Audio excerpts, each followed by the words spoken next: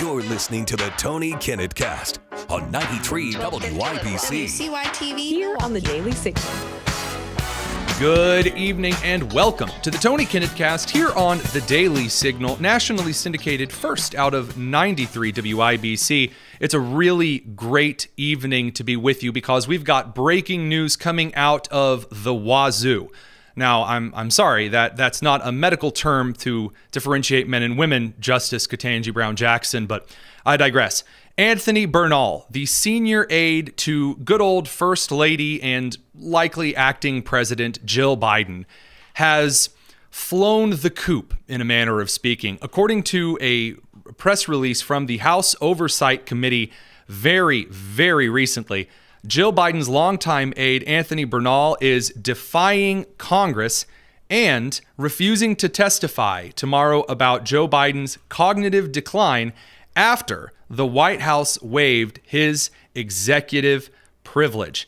They say now he's running scared, and not only is the man running scared, but he is trying to claim now via Alex Thompson of Axios. Again, this is really recently breaking information here.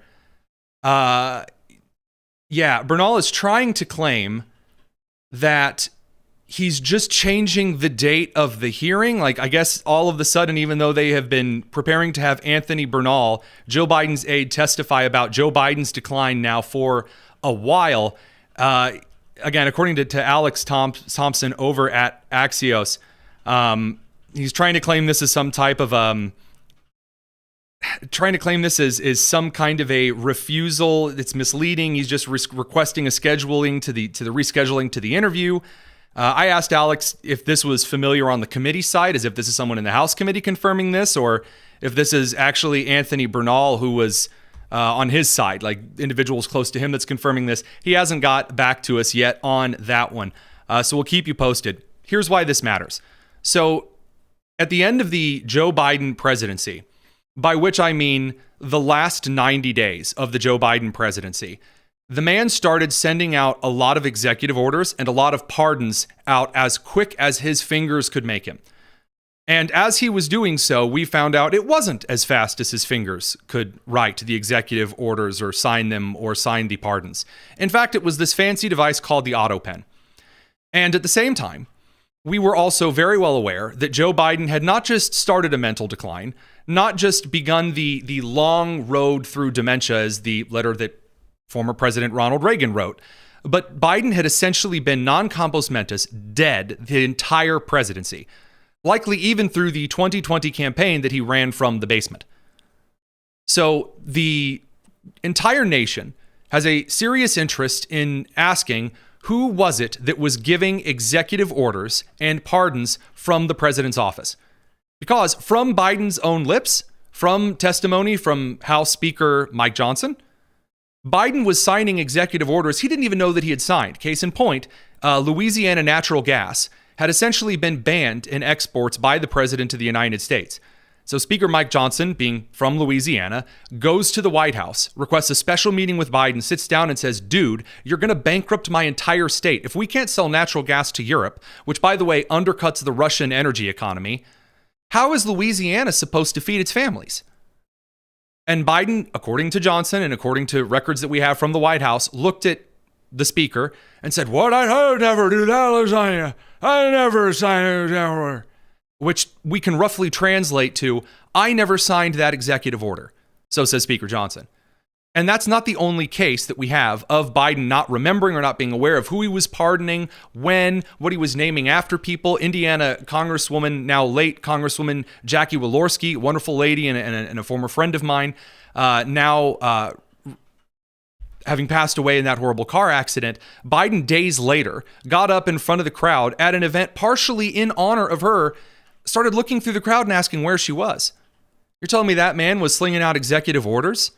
That man was slinging out pardons nonstop? Somebody had to be doing it. It wasn't Joe. So who was it? Well, now fingers have been pointed everywhere, of course. Original Sin, the book released by Alex Thompson and Jake Tapper over at CNN that has all of these stunning revelations about, the Biden deceasement and the really shady actions in the meantime.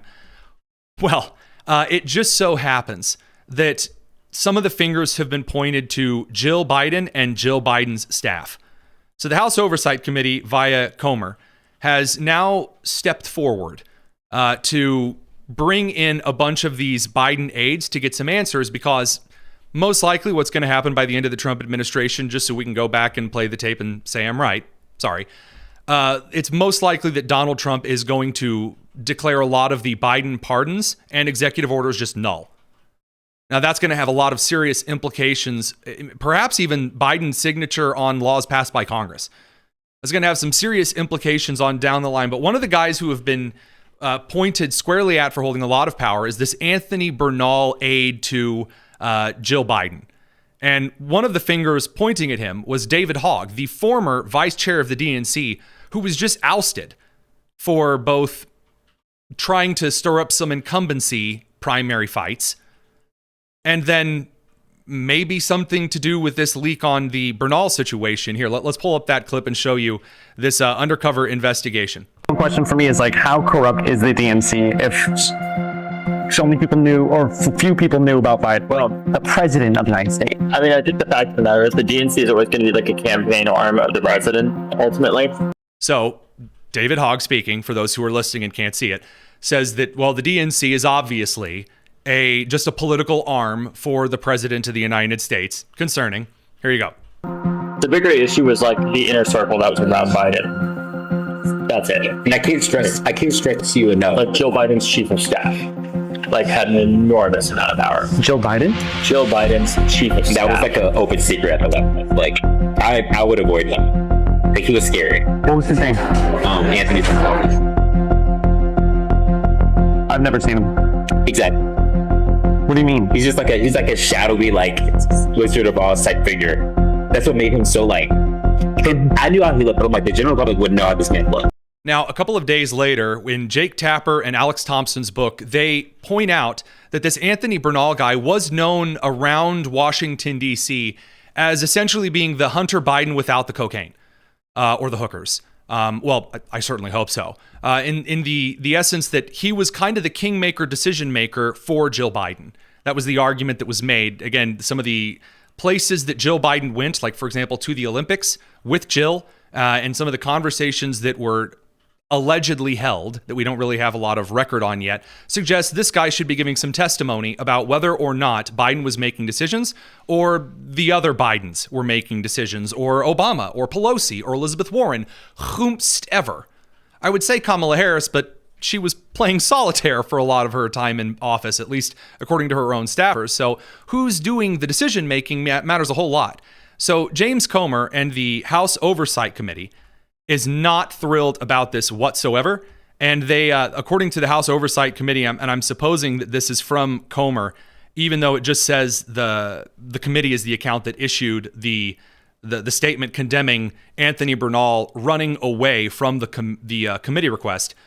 It says, yes, it's from Representative James Comer's statement, quote, "I will promptly issue a subpoena to compel Anthony Bernal's testimony before the committee. Just yesterday, we heard from our first witness, Neera Tanden, the former staff secretary who controlled the Biden auto pen. Ms. Tanden testified that she had minimal interaction with President Biden, despite wielding tremendous authority. She explained that to obtain approval for auto pen signatures, she would send decision memos to members of the president's inner circle who had no visibility of what occurred between sending the memo and receiving it back with approval." So this is a serious, serious problem, a very serious problem. Because if in this particular point, you have a situation in which President Biden had a circle of individuals that might include this Bernal, who was making a decision, then sending that to the auto pen operator. It wasn't even Biden telling her, "Yes, I'd like one auto pen, extra large fries, to go." No, if it was actually this inner circle sending memos, that's a serious issue. And so, by the way, if the members of the House Oversight Committee or a couple of staffers who are watching the show, which I have been told a couple stop by every once in a while, I would suggest that if Bernal does not answer the subpoena and step before the committee, that he should not only be held in contempt, but inherent contempt. And that dusty old jail cell at the bottom of the U.S. Capitol is used. This is the most major political scandal in U.S. history. Americans deserve answers and actions. Again, you're issuing a subpoena. This is already starting to get above the angry letter territory. Follow through. It's what Americans are not desiring. It's what they are expecting. Radio crew will see you on the other side of the commercial break. We're going to stick around on the live stream for Kilmar Abrego Garcia news. It's the Tony Kinnett cast. Again, more breaking news because God forbid we get any rest around here. Kilmar Abrego Garcia, known for such popular hits as his wife, is back in the United States. The MS-13 tattooed human trafficker who is also suspected of distributing and collecting child pornography and other things that a Maryland father might be up to. He's back in the United States because the U.S. asked El Salvador, hey, we know you guys have him down there in prison for gang violence. We have him on charges for human trafficking and other really awful stuff, like out of the state of Tennessee. And this is where I, Tony Kinnett, am just speculating. In Tennessee, charges of human trafficking and charges of child slavery could result in the death penalty. So, Kilmar Abrego Garcia has been returned to the United States. And now, according to multiple articles, from Politico, this is just a couple of minutes ago, actually. Kilmar Abrego Garcia is to remain in jail while attorneys spar over whether he will be swiftly deported. NPR wrote this a little bit differently, but also NPR sucks. So a magistrate judge made the weird decision the other day in Nashville that Kilmar Abrego Garcia can totally be released on bail, and in fact, the United States cannot detain him being Garcia, for human trafficking charges. Now, if you're looking for the legal term for how bad of a decision that is, the answer would be really, really stinky awful. I'm sorry, if someone who is not a citizen in the United States is held on federal charges or brought up on federal charges, there is no reason from a judicial perspective to overrule the national security apparatus of this country, which determines whether or not a non-citizen is a threat. People always talk about the reasons you should immigrate legally to the country, or you should not immigrate illegally into the country. Here's a great reason why you should go through the legal process. Going through the legal process of obtaining a visa, going through the legal process of obtaining citizenship, secures for you fundamental rights and clearances that will not list you as a national security threat. So, for example, when you sign up for a student visa to come over to the United States, or a travel visa like Mahmoud Khalil, and you go through the visa process, one of the things you sign is a promise that you're not going to incite violence or endorse things like foreign terror organizations. And if you violate that, Secretary Marco Rubio will break into your bedroom in the middle of the night and shred your visa in front of you. Because Secretary and Acting National Security Advisor and Chief National Archivist and the Pope, Marco Rubio, not only wears 17 hats, he's also very serious about national security in this country. And like a lot of people on the right and in the middle of the country, are very, very, very tired of things like the State Department being used for hot garbage and promoting things like Islamic radicalism, which will bring us over to our neighborhood New York City communist here in just a couple of minutes. Now, I do want to make this clear, because we did have a question come in. There's a question, isn't first-degree murder the only punishable by death crime in Tennessee? No. So while there are not a lot of states that currently have certain crimes on the book that are listed regarding like Kilmar Abrego Garcia, first-degree murder is listed as kind of the forward for that policy. There are several ancillary crimes which are considered interstate crimes and especially heinous, which Tennessee can consider. So in 1982, for example, Tennessee put the death penalty on the table for someone who was charged under the RICO Act, which is a federal crime. So that's just a little bonus pre-mail time question here for you. We're going to come back in just a couple of seconds to talk about not just the breaking news on Garcia, but some of the committee stuff regarding Jasmine Crockett. It's the Tony Kinnett cast here on the Daily Signal. Don't go anywhere.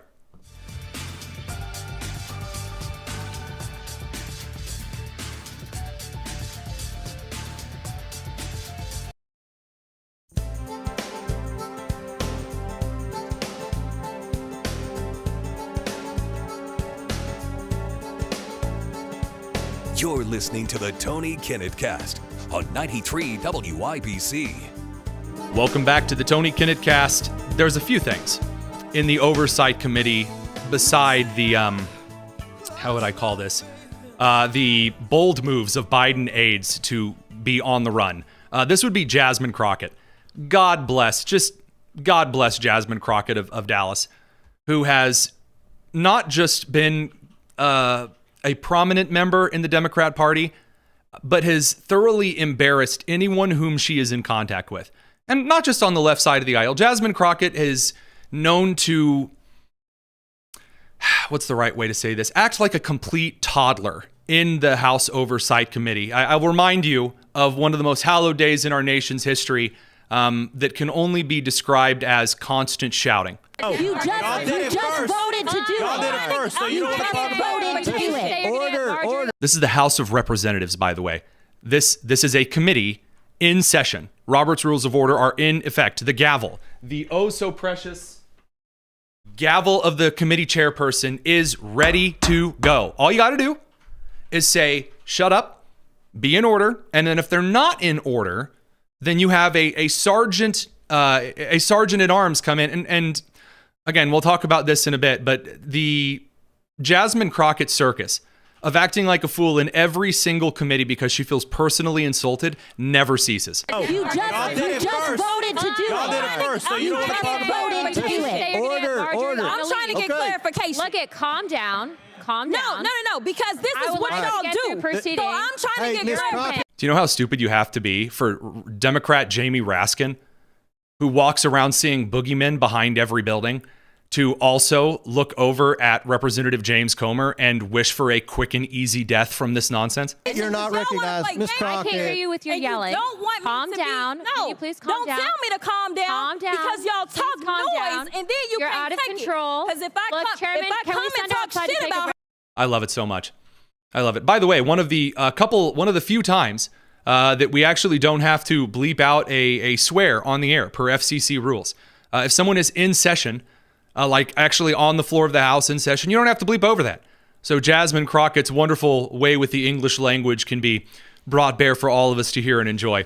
Now, President Trump has been roasting people like AOC, Jasmine Crockett. He's encouraged the next presidential election that AOC and Jasmine Crockett should be the ticket, which Jasmine didn't really seem to understand was him making fun of her. Now, Jasmine's, again, in the Oversight Committee, we have not left the Oversight Committee yet for today's news, decided that to get back at Donald Trump, making fun of her, that she would go after his wife and her immigration status, and also, call Melania a stupid hoe, because, again, that's the Jasmine Crockett way. Since we're talking about integrity, I'm confused as to why my Republican colleagues aren't talking about the lack of integrity when it comes to the president's family's visas. Let me remind y'all that Melania, the First Lady, a model, and when I say model, I'm not talking about Tyra Banks, Cindy Crawford, or Naomi Campbell level, applied for and was given an EB-1 visa. And what that stands for is an Einstein visa. Now, y'all that don't know, let me tell you how you receive an Einstein visa. You're supposed to have some sort of significant achievement, like being awarded a Nobel. By the way, the E in EB-1 visa is not short for Einstein. The E in EB-1 visa is short for employment-based. So she's about to say that the EB-1 is actually for those with incredible, genius intellect, and that is a part of the EB-1 visa, by the way. And it is colloquially been called the Einstein visa, but that is not what it's actually short for. It's not. It is the employment-based. If you have economic value to the United States, if you have media value to the United States, shout out to John Oliver, you can, in fact, well, John Oliver doesn't actually have a lot of value, but there was a time. If you have, as a foreigner, value to the United States economy, society, industrial sectors, science sectors, or the development sectors, you can get an EB-1 visa. So she's going to turn this into, well, first of all, her association with the Nobel Prize deserves a laugh as well. Peace Prize or a Pulitzer. The Nobel Peace Prize and the Pulitzer. Oh, dear sweet Lord. The Pulitzer is given out to bad journalists like the really awful orange peanut candy is handed out at Memorial Day parades. Like really cheap, terrible candy is just thrown out everywhere. The Pulitzer is indeed given to just about anyone who can stitch a couple of words together. A lot of failing publications who have no one reading them are staffed almost entirely with Pulitzer winners. Being an Olympic medalist or having other sustained extraordinary abilities and success in sciences, arts, education, business, or athletics. Last time I checked, the First Lady had none of those accolades under her belt. Okay, believe it or not, not true. As much as I have no issue going after individuals who get special treatment, Melania Trump is not applicable to this case. If you're going to say that she shouldn't have been brought into the country, and essentially what Crockett's trying to allege here is that she was a nudie model, and that's why she got into the country, no. That is not, in fact, why Melania Trump gained access and entry into the United States. It doesn't take an Einstein to see that the math ain't mathin' here. Nevertheless, what Republicans are doing with this reconciliation process, the travel bans and revoking visas, jeopardizes our national security. It threatens our communities, our higher education, and our economy. Visas like the largely vetted J visas for higher education and M visas for trade, training, attract the next innovators, medical providers, researchers, and educators that we need to build on American success. Okay. Again, this line of attack from Democrats is just not going to work. Now, for those who have been with us for a couple of days, Jasmine Crockett's wardrobe, which, again, totally different set. If you look, I'm wearing a bright red, blue, and white, like kind of a plaid shirt underneath a blazer. I'm no one's fashion expert, not claiming to be. But Crockett, who's known for wearing the skins of the Muppet Big Bird, I have received a couple of comments during that clip. I will tell you that is apparently a different yellow Afghan that she mugged from an old lady on the way in. This is taken on the same day, and I had to actually look at this. She went somewhere and changed, came back to the House Oversight Committee, and then got into an argument over approval ratings with Representative Tim Burchett, a hilarious man from the state of Tennessee. The reason that people like me say things like y'all are in a cult is because somehow people are abdicating their duties and abdicating the very people that put them into office. But I got 30 seconds. You don't abdicate people, by the way. You don't you abandon. You do not abdicate people. Sorry. They've allowed this administration to steal congressionally approved money for cancer research and food delivery to vulnerable communities. They've allowed Elon Musk to infiltrate your medical records and banking data. They've allowed this administration to ignore court rulings, and now Republicans are here patting themselves on the back, literally arguing to make this chaos permanent. So Americans are going to continue to live through chaos and destruction that has been occurring ever since he swore in January. And I hope y'all remember who caused this, because it wasn't the gentlelady's time has expired. Also the congressional Republicans. The gentlelady's time has expired. I now recognize Mr. Burchett from Tennessee. Thank you, Chair Lady. I would remind members of both sides of the aisle that President Trump's approval rating is soaring, and last I checked, congressional approval is not. Now, we're going to talk about why those particular approval ratings in the Democrat Party matter in a second, but radio crew, we have to send you over to commercials, so take care. We'll see you real soon. It's the Tony Kinnett Cast. Now, it is quite delightful that while the Jasmine Crockett's and AOCs of the world are humiliating themselves in Congress, the youths of the left are gaining prominence and maybe not popularity. They're gaining popularity among the active voting Democrat base.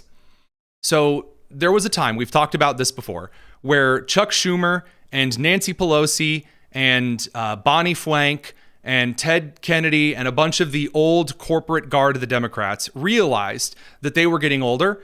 And because they don't really have any ability to connect with those in a community like with family, with friends, with churches, they decided to go to universities and essentially raise up this class of leftists. Only they sowed their seeds in the wrong field.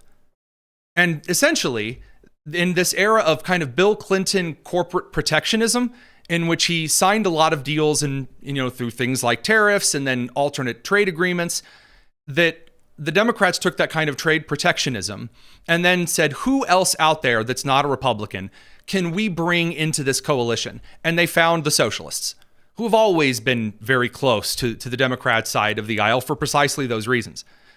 And so over the next 25 years, the Democrats would raise up a generation of those who, through public education programs, through all of these university DEI goobers, endorsed and holistically believed any left-wing cause that they could staple together, specifically through economic socialism or state-run economic means. And what this would eventually develop into would be the extremely strange yet oddly fitting alliance with kind of the pro-jihadi Islamic fundamentalist community and the LGBTQ plus 2IA 8675 Jenny Call Me community, and then the racial reparations community.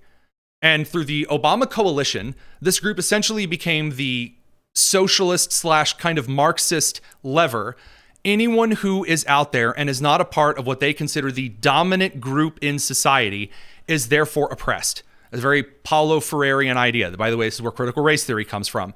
The idea that there are, in fact, people in this country who, if you average them all together based on a demographic like their color or their gender, aren't doing as well as straight white Christian men. Therefore, they must be enduring systemic racism, sexism, transphobia, homophobia, fat phobia, who knows?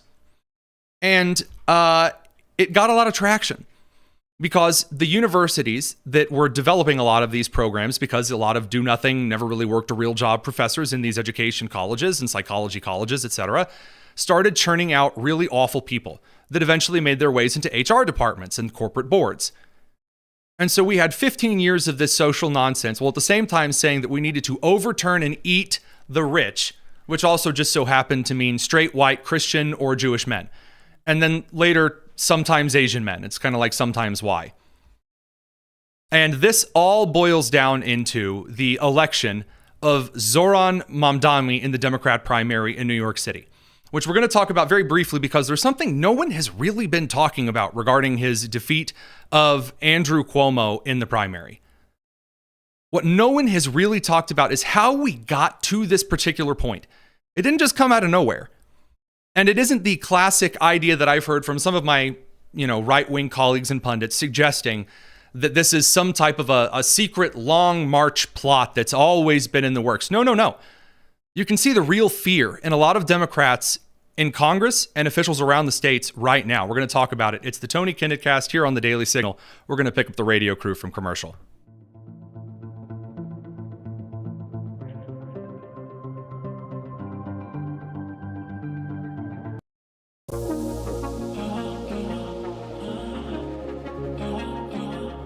This is the Tony Kinnett Cast on 93 WIPC. So in a ranked choice voting primary, Zohran Mamdani, and I must make this extremely emphatically precise, an open communist, not a socialist. Again, socialism is in fact on that road. However, there are a lot of different flavors of socialism. A communist, to provide the definition, is an individual who believes that the state should own certain industries and forcibly redistribute certain funds from other participants in said industry. So a socialist will say the government needs to privately fund certain industries. A communist says that the government needs to nationalize certain industries and prevent competitors. Zohran Mamdani, in the housing market, in the policing market, so to speak, in New York, and in the grocery store and food service industries, has pledged openly to essentially nationalize, or I guess cityize, whatever you want to call it, owned by the government, certain aspects of the economy, and then take certain funds via taxes or via just straight up fees, protectionist fees, from other grocery stores or security agencies or businesses or housing industries in New York City, take those by force and give those to the government operated and run special program industries. That is in and of itself communist. That is definitional. Say, Tony, how do you know that? Because that's the plans outlined specifically by Vladimir Lenin. He wrote those exact frameworks. Lenin didn't just want to come in and take grocery stores and then say no one is allowed to have a grocery store except for the government, except for the Communist Party. That was later a Stalinist manifestation of communism. Lenin-based communism said, we will start our own government-owned grocery stores, and then we will tax every other kind of grocery store that exists, encouraging those grocery stores to become government grocery stores. That is explicitly what Zohran Mamdani has said. Also, he's part of this intersectional coalition. Now, we'll skip around in kind of the B-roll here just a little bit because I skipped over some CNN nonsense that we'll have to get to later because more breaking and pressing stuff is in front of us. Zohran Mamdani, in his election, was not elected by the poor people who apparently communism is supposed to come in and save. People making under $50,000. People who make under $50,000 in New York City that voted in this primary went for Andrew Cuomo by 19 points. That's not a small number. People making between $50,000 and $100,000 went to Mamdani by 6 points. People making over $100,000 went to Mamdani by 13 points. So the wealthy ended up electing Mamdani in this particular election. Now, we'll get to some of his promises and things like that and the preening and the whining here in just a second. I want to go to his statement. And I want to tell you about the racial makeup, which I didn't include in the B-roll here. Hispanic or Latino of any Latin race is how this is set up here. 30% voted for Mamdani, 50% voted for Cuomo. Black or African American, only 20% voted for Mamdani, 44% voted for Cuomo. White or Caucasian, 35.8% voted for Mamdani, only 25% voted for Cuomo. Now that's a larger group, that's a larger makeup. Here's where it gets really interesting.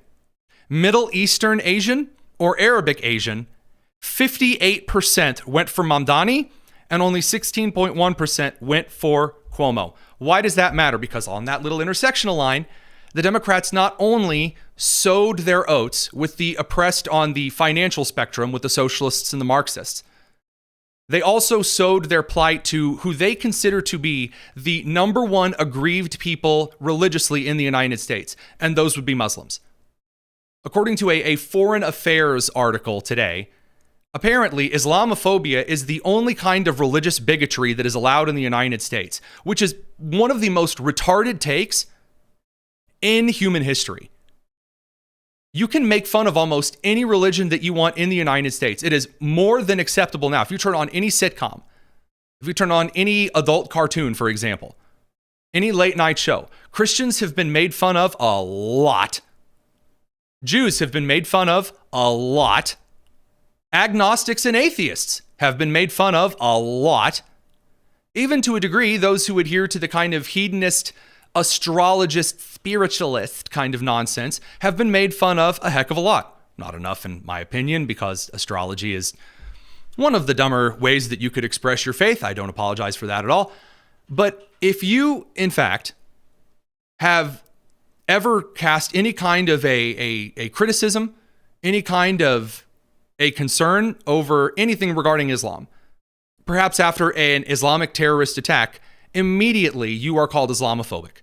Doesn't matter. It doesn't matter if there is a tenant, if there is an imam, if there is a mosque in Dearborn, Michigan, which openly calls for the slaughter of Americans, which openly praises terrorist attacks. If on October 8th, the day after, Hamas went in and raped and murdered Israeli and American and German men, women, and children, before Israel had launched any kind of a strike at all, people like Zohran Mamdani were announcing they mourned the hundreds of people killed across Israel and the Palestine in the last 36 hours.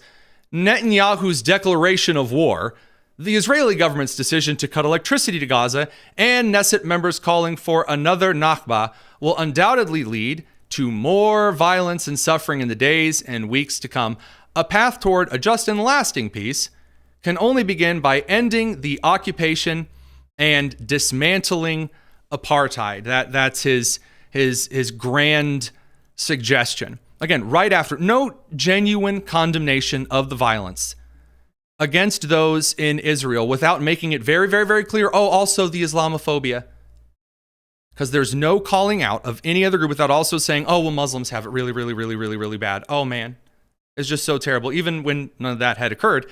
And he's made this his entire grift. Again, Mamdani has come out suggesting really goofy things, fake crying, big tears about Islamophobia on camera that no one bought. I get messages that say the only good Muslim is a dead Muslim. I get threats on my life.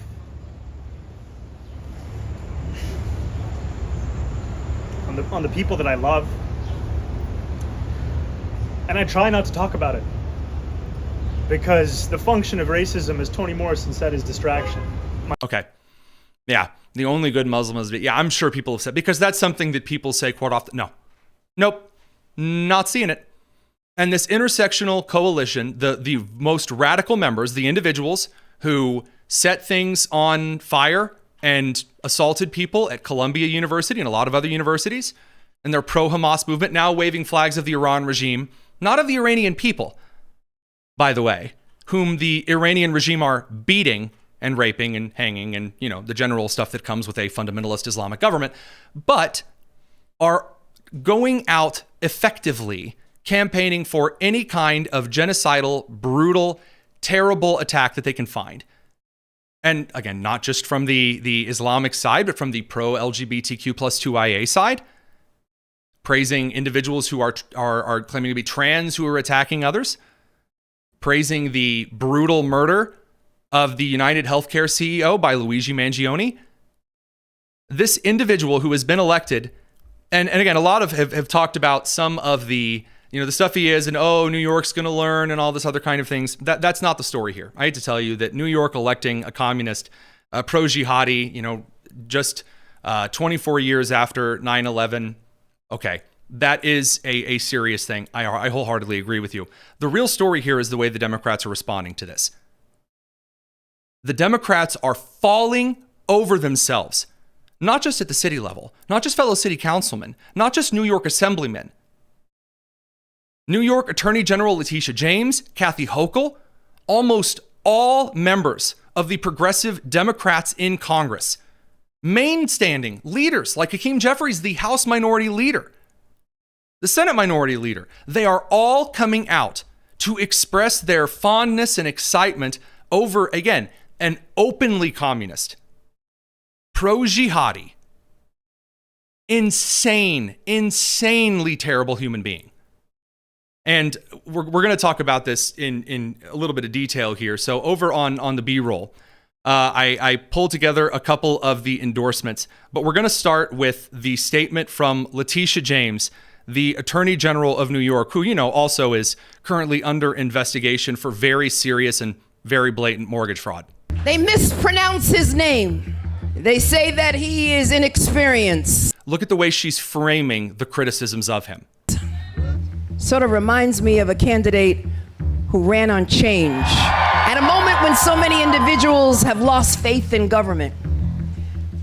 Zohran has sparked this level of energy and enthusiasm that I've not seen since the days of change. See, they're going to Obamify the dude. The only thing, his beliefs, his open praise of horrible violence, his promise, again, according to him, not to me. And I know we're over time on the radio commercial clock, but this one's important, so stay with us just for a second longer here. The open endorsement of some of the things he has promised to do, ending cash bail, repealing the walking while trans ban, decriminalizing sex work, legalizing marijuana, permitting safe injection sites, restricting solitary confinement, enacting elder parole, re-enfranchising incarcerated New Yorkers, decriminalizing drug possession, repealing all mandatory minimum sentences, reducing maximum sentences with retroactive effect, repealing felony bump-up statutes, repealing sentencing enhancements, ending all cooperation with ICE. He's also called to ban all guns in 2022, said, quote, "We don't need an investigation to know that the NYPD is racist, anti-queer, and a major threat to public safety. What we need to do is defund the NYPD." And then this calendar year has promised to remove $1 billion from that police department's budget. The Democrats are falling over themselves to praise him. We're going to talk about that on the live stream. Radio crew, catch you in a minute. It's the Tony Kinnett Cast. It's not just the crew of idiots on the progressive side, on the hyper-progressive side, I should say, who are praising Mamdani. You're also seeing people like Hakeem Jeffries, who we'll get to because he makes a statement about it, AOC, Ilhan Omar, but also Chuck Schumer, Kathy Hochul jumping in here to praise Mamdani's winning of a primary. He hasn't even won an election. They're not excited about his victory over a Republican.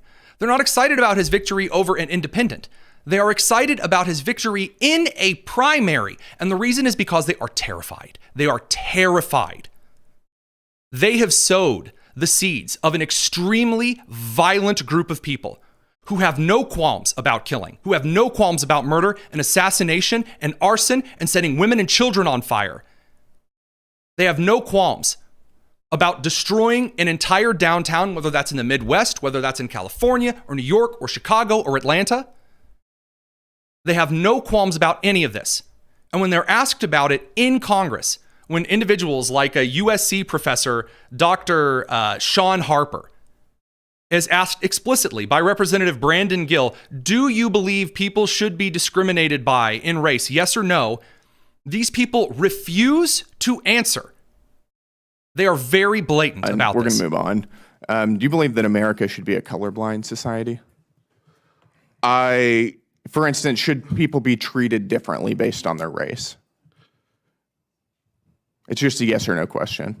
It's not a yes or no question. It's no question. It is as I said in the beginning of my testimony, America yes or has no not done fine. right by indigenous peoples, by black people, by Asian American and Pacific Islander Should people people. be treated differently based on their race? Yes or no? People should receive the services and the support and the remedies that are owed. So it's 2 more minutes of Gill saying specifically, do you believe people should be discriminated? Do you believe employers should be able to discriminate based on race?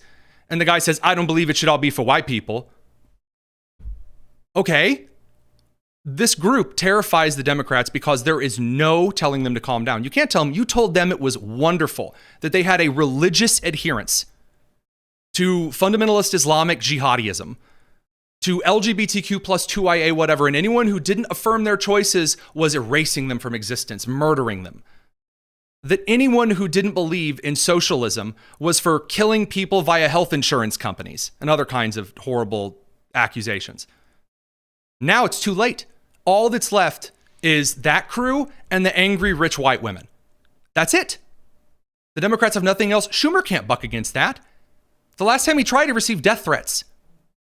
They are stuck here. They are stuck here, and they have done it to themselves. We're going to talk about this a little bit more with Jim Pfaff over from the Conservative Caucus. He's got a couple of great insights out of D.C., so you're going to want to stick around for that. It's the Tony Kinnett Cast here on the Daily Signal. Don't go anywhere.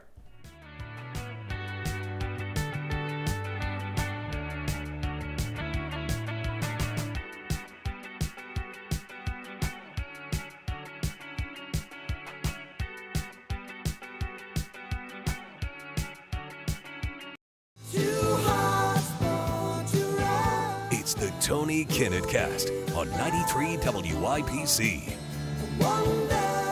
It's a great day on the Tony Kinnett Cast here on the Daily Signal, nationally syndicated, first on 93 WIBC, when we can have on Jim Pfaff, a man that's running the Conservative Caucus, not into the ground like the Democrats in New York, but, you know, in a positive direction. I know it's crazy when you have a DC organization run by a Hoosier, things aren't going so bad. So, Jim, always thrilled to have you.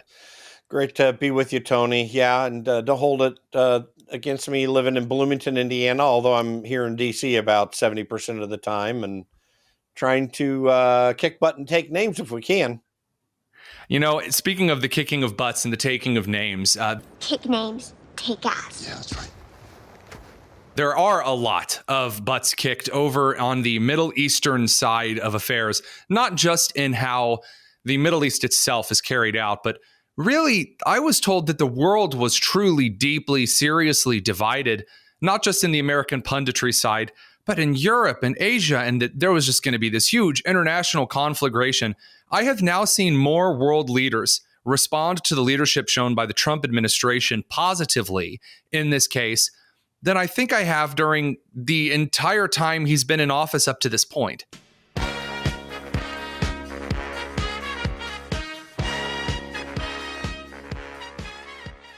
Yeah, listen, I'm gonna be honest and say I'm very skeptical of any military action that we would want to take around the world when it's not directly related to our direct defense, if I can be redundant there, because we have had mostly Republicans, but really Democrats too, that have been doing these war efforts all over the world. I mean, the Iraq. Afghanistan wars are absolute failures.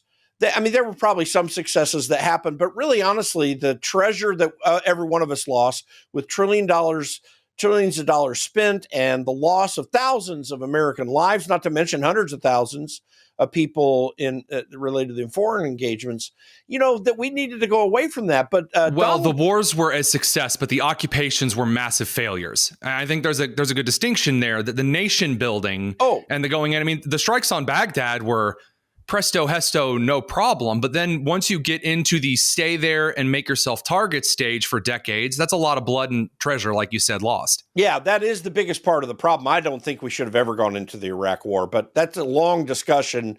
A policy of preemption that George Bush was following. I don't think very many Americans at all would be arguing that at this point. Exactly. So you always are concerned about that, and I am concerned about those things. But what is wonderful about what Donald Trump did here is he took decisive action. There are a lot of people you would read and see, and I know you saw it too on social media, saying this is not what I voted for.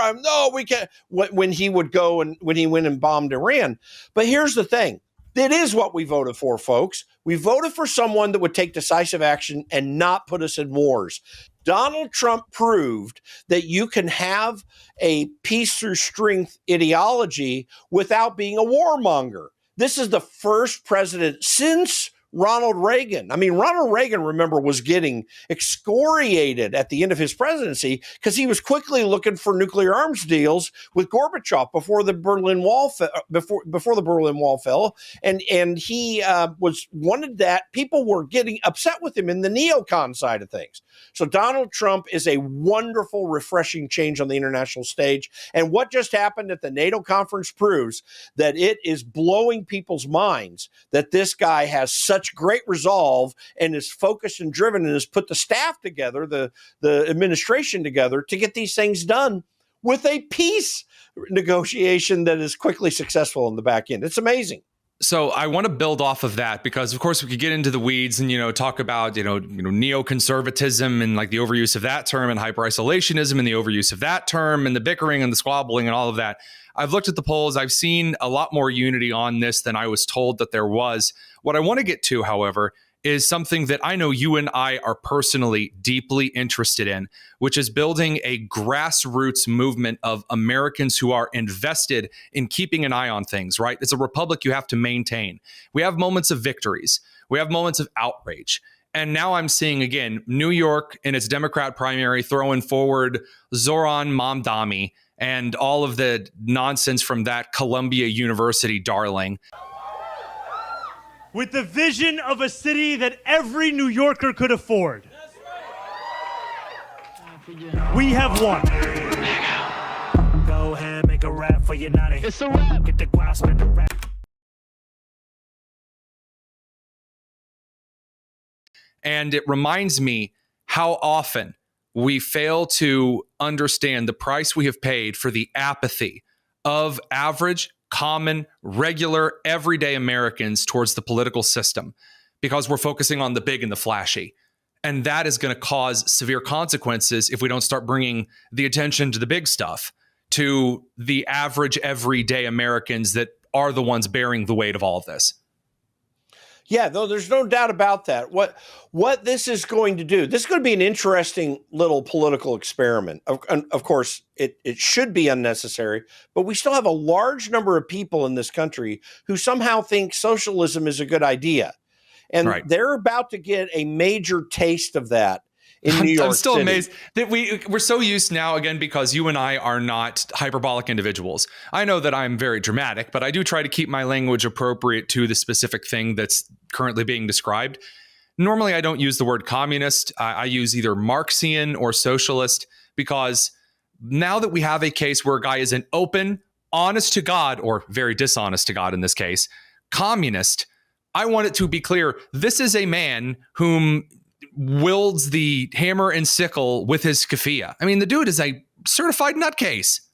Yeah, and he is a nominally committed, what he calls himself a Democrat socialist, but he is committed to the Marxist philosophy of state control. I mean, you can be nothing less when you're going to have state-run grocery stores, right? City-run grocery stores, like that's just crazy. And city-run grocery stores that take money required from other food stores in the city to keep those going.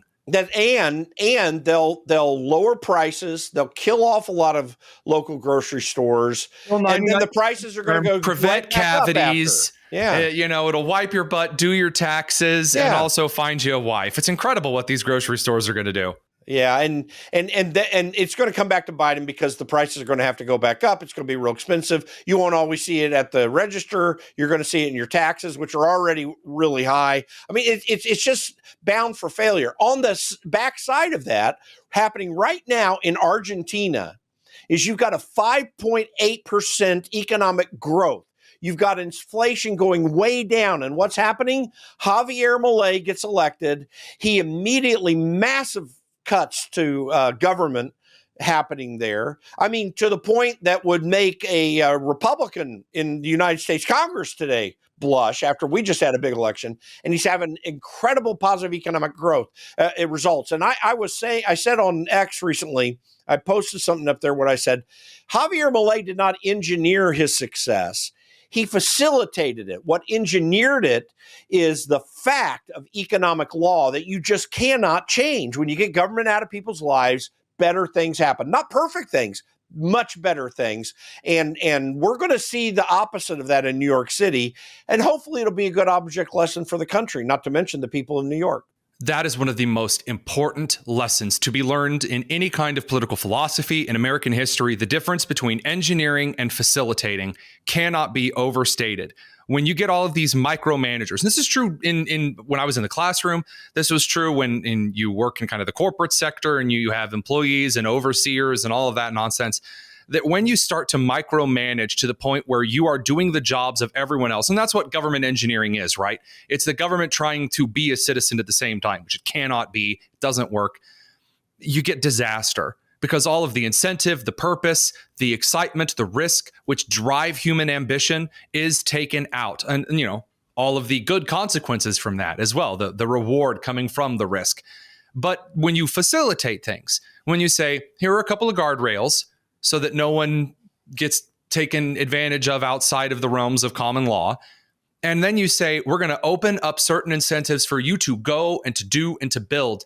This is why farmers like Trump, and for all of you on the coast who don't get it, this is why people, even if the economy isn't, my taps aren't running with milk and honey at the moment, why there's still a huge amount of optimism, because the facilitation is being set into place. There's a lot of trust for that kind of a system. Well, and in this day and age, what we also have to facilitate is for government to stop doing things entirely. Right now, the federal and even the state governments have a monopoly on charity. Every bit of our charity is run through welfare programs and through systems that give money, or give, in the case of Medicaid, give money to people to do their health care.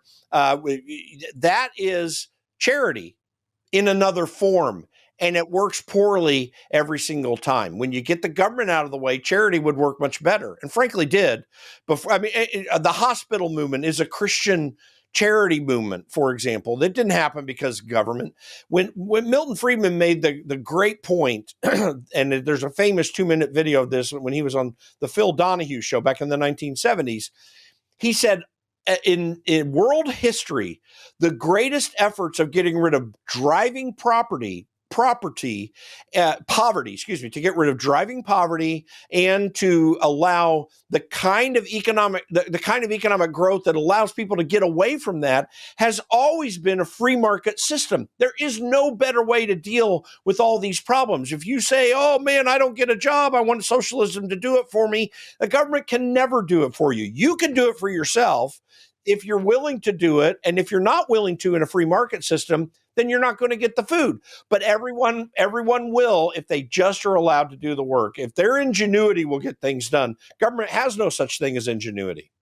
Again, this is one of the reasons why I think that it's crucial to understand that the markets like to know what the rules are, and they don't want the rules to change, because when the markets are allowed to say, okay, here are the rules we're playing by, now I can make this work. It's kind of like marriage. I know the things that are and are not going to annoy my wife. That's a good thing.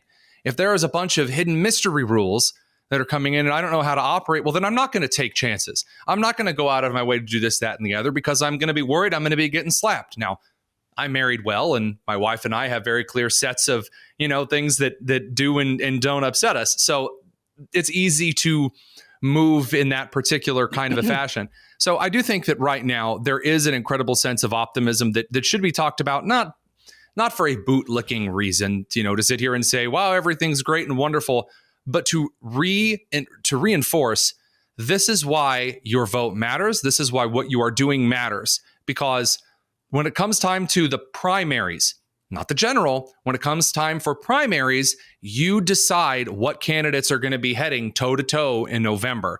That's what determines whether or not you have a good feeling right now or everything sucks. Well, and when you, hearkening back to the Argentina situation, Javier Milei has a lot more executive authority to cut spending without getting the direction of the Congress there, although he has some support there. And we don't want to go to that system. But that is where our problem is. We have a system where we've got to elect people who will do the right thing. We do not have a Congress that is at all willing to put the interests of the American people first, but behind all the interests that they're working for. Look at what's coming out of the Senate, big, beautiful bill. They just made some radical changes that against the House bill, which was kind of bad, but still made some success. I was ready to say, it's the first time I've actually been pleased seeing some of the Senate changes. That cut on the salt stuff was, boy, I tell you what, I was waiting for that. Yeah, but they're also going to change. They're not getting rid of the Green New Scam as the House Freedom Caucus. They're just continuing that and extending it further instead of paring it back. You've got a group of Republican senators there that still have interests that are related to D.C. and not related to the people. They could make a whole lot of massive cuts through this reconciliation package that they won't do. And that was not even good enough in my estimation from the House version. But so anyway, this is the problem. These people are interested in what D.C. thinks, not what the American people think or need. And that is why, as you say, primaries are very important. We've got to change out what's going on in Washington, D.C. We have a major term limits effort housed under the Conservative Caucus. We really believe you need new blood on a regular basis. It's not perfect, but you still do need new blood because these things get so set in stone, and you've got to extract Washington, D.C. from our lives if we want any kind of a positive future. Jim Pfaff, president of the Conservative Caucus. Again, always good to have you. Love the takes, love the conversation, and stay safe out there in the swamp, my man. Sure will. We'll see you soon, Tony. We'll be back in just a second. Don't go anywhere. It's the Tony Kinnett Cast. All right, so let's talk briefly before we get to a couple of bonusy things here that I do have just for y'all. So stick around because one special thing I'm really looking forward to showing you. At first, if you or a loved one are turning 65 soon, you're going to hear about how our partner, Chapter Medicare, is saving people thousands of dollars. Unfortunately, because it's a massive required government boondoggle, Medicare enrollment is a maze of misinformation, and the victims are everyday Americans, parents, grandparents, including those of Chapter's co-founders. That's why they vowed to go the extra mile to do right by consumers. Chapter's advisors listen carefully, they compare every plan, and they help you maximize your savings. People are relieved when they talk to Chapter, even making a typically annoying process pretty easy and enjoyable. Working with Chapter is simple. It helps save people money, and it helps save you days and days of research. These guys are not going to push you to buy a plan that you don't want, and their support is completely free. So if you or someone you know is turning 65 soon, call them up. You won't regret it. So call the number on the screen, 415-787-4074, or visit askchapter.org/Tony. That's askchapter.org/Tony. All right, a couple of quick things here that I can't help. I just cannot help but share.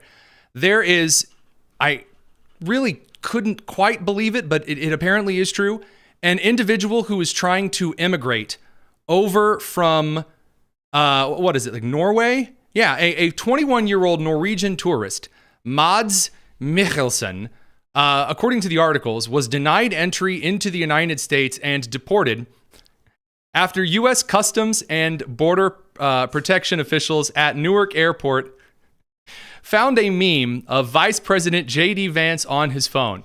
There's a meme that has been running around for quite some time of President J.D. Vance, whom I must say is easily the best looking vice president in our nation's history, where they take his face and they morph it around and have made all kinds of goofy faces from it. Now, I don't actually know if this story is true. It's from the Daily Mail, so grain of salt. We don't know yet what else was on the phone, but I voted for this, just so that we're just like really clear up front. I absolutely voted for people not just being given carte blanche entry into the United States. And if that includes getting deported because your taste in memes is garbage, that's just excellent. So I just want to say, well done to ICE and Customs and Immigration Enforcement. Really do enjoy that kind of stuff. Also, I've been talking a lot about how the left has been incredibly goofy regarding the House Oversight Committee today. I do want to point out that it's not just Democrats who have been giving it their goof. Marjorie Taylor Greene has now set the record for the number of times an oversight committee chairperson has slammed the gavel down on, I don't know, what do you call the table? You slam the gavel on the table. Is there a name for the little podium thing? Like the coaster? Anyway, she went so fiercely on that gavel that I could not help but be reminded of a very, very popular House song. That's not how it works. Ms. Stansbury, you're not recognized. Chairwoman, that is not how it works. Ms. Stansbury, you're not recognized. Ms. Stansbury, you're not recognized. Ms. Stansbury, you're not. I just gotta say something about watching this somebody just again. You know, a little house music in a House committee never hurt anybody. All right, so those two things said, kind of moved out of the to-do list here. We do have one thing that I'm really excited about. So we are getting ready to launch on the Daily Signal channel some membership stuff for those who tune into our shows regularly. Of course, it'll have a couple of special emojis and chat privileges and various things, some priorities we're really looking forward to getting in your guys' hands. We've been working on this for a couple of weeks, as much as it hurts me at your request. And we are also going to be opening up a Discord, which is a group messaging tool, group for those on the show to hang around and cause trouble and make sure that I am distracted from doing any kind of real work throughout the day. So we'll be announcing more details on that here pretty soon. Be on the lookout for it. It's going to be a lot of fun. We'll be back tomorrow for more nonsense and the news coverage that comes with it. This is the Tony Kinnett Cast here on the Daily Signal, nationally syndicated and first on 93 WIBC. Take care.